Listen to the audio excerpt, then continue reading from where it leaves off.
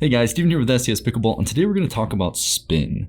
Everybody wants more spin in pickleball. You hear people talk about grit, new paddle tech, or even secret coatings on the surface of the paddle. But what actually creates spin? Well, it comes down to just three things. So without further ado, let's dig straight into it. So you have three things that create spin in pickleball. We have friction, we have dwell time, and then we have player mechanics. And in each of those particular categories, there's a lot of nuances that can really help you optimize the spin in your game. Okay, so first up, let's talk about friction. A lot of people think that grit is the entire story when it comes down to friction, but you can actually have a very smooth paddle surface and still create friction. Think of like the Proton Series 1 paddles. They're using a very tacky style surface material. And what that does is it really creates a ton of friction without having any grit. There's also paddles like, paddle tech paddles, for instance, where they're using a particular type of weave on the carbon fiber surface that creates more friction than other paddles that are smooth to the touch. And these paddles are getting really, really good spin numbers, but without grit being the driver of that particular spin. Okay, so next up we have dwell time. So take the Carbon TruFoam Genesis series, for instance, or the Gearbox GX2 Power. I'll be going through a bunch of examples of high grit level paddles and more dwell time paddles at the end of the video. But a paddle like this, you can definitely tell to the touch, it's very, very smooth. It almost has a felt-like softness to the touch. We have ways of measuring grit levels, but at the end of the day, as a person that's just looking for a good paddle for your game, it's very night and day. You can just run your fingers across the surface. This one's very smooth. Something like a Honolulu NF or a Selkirk BOOMSTIK or a Mark pickleball paddle is going to be extremely gritty. It almost feels like sandpaper. So it's just night and day as far as the tactile feel of these different paddles. But the reason why a paddle like the Carbon TruFoam Genesis series has such high spin numbers in my testing and in my database is just because it's utilizing dwell to create spin. And so what happens is a paddle like this has a core that has a little bit of a softer mechanic to it. And basically what happens is when the ball makes impact with the paddle face, it's just getting a little bit of that concave action. And inside of that concave action, basically what happens, as long as you're on an upward motion, the ball is going to pocket just a touch. And while it's in that little bit of a pocket, as long as you're moving upwards, that ball is going to rotate out of that pocket. It's going to create quite a lot of spin. And lastly, the third aspect that really creates spin, of course, is player mechanics. We're not going to get into that one too much here because I'm more of a technical driven channel. But, of course, you do have to be brushing up on the ball. You do need to be making a quick motion upwards.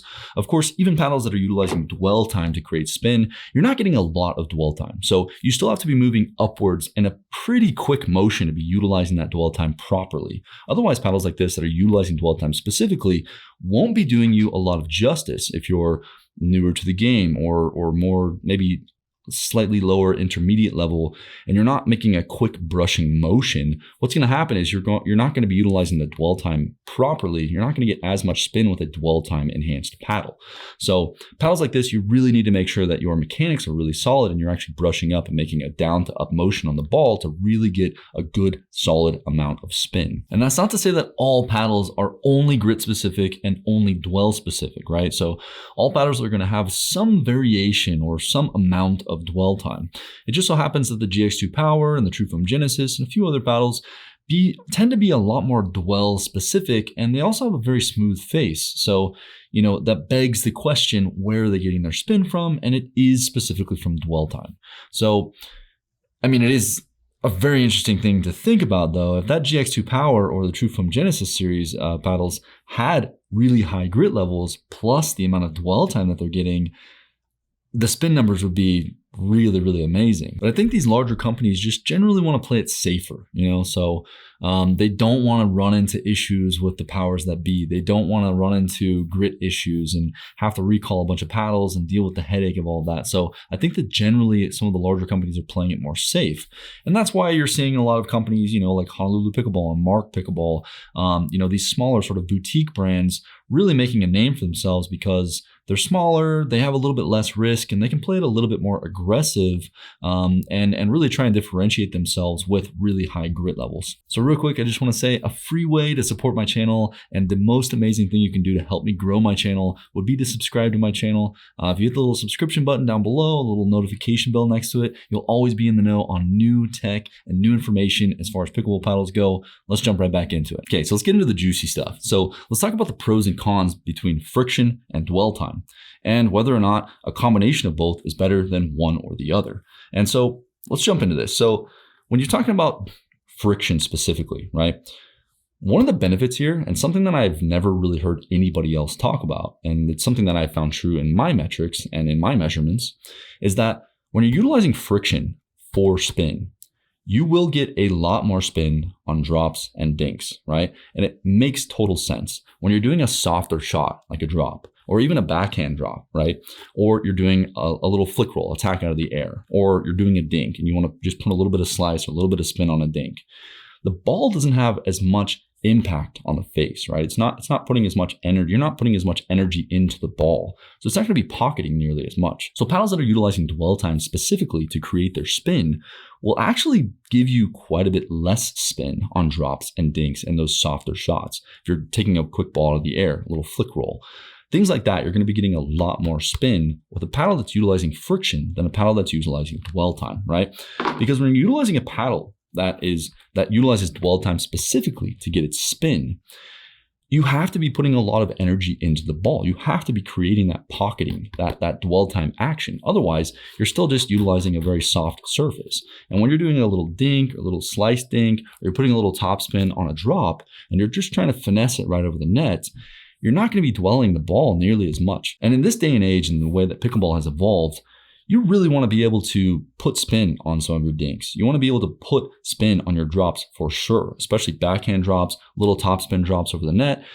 It makes it so the ball doesn't bounce nearly as high when it gets over the net. It makes it way less attackable, right? And so when you're utilizing dwell time to do that, your drops and your dinks generally are going to be a bit more attackable than a paddle that has friction as its main primary source of spin. It's a pretty sizable difference as far as spin goes.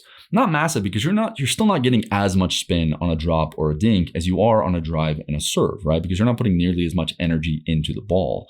But it is there, and it is something that is worth being talked about, because in this day and age, you should be trying to get every advantage you can to make your shots less attackable so that you can approach the net, or even just make your dinks less attackable so that you can stay in the point as long as you possibly can. So let's talk about a pro of a paddle that's utilizing dwell time to get its spin, right? So the pro is going to be the fact that it already has a smooth surface, so there's nothing really to wear down. Of course, it'll still wear down a little bit, right? You'll get a little bit less friction over time. But ultimately, if you're utilizing dwell time to get spin, you will have higher spin numbers over time on drives and serves and those more aggressive shots.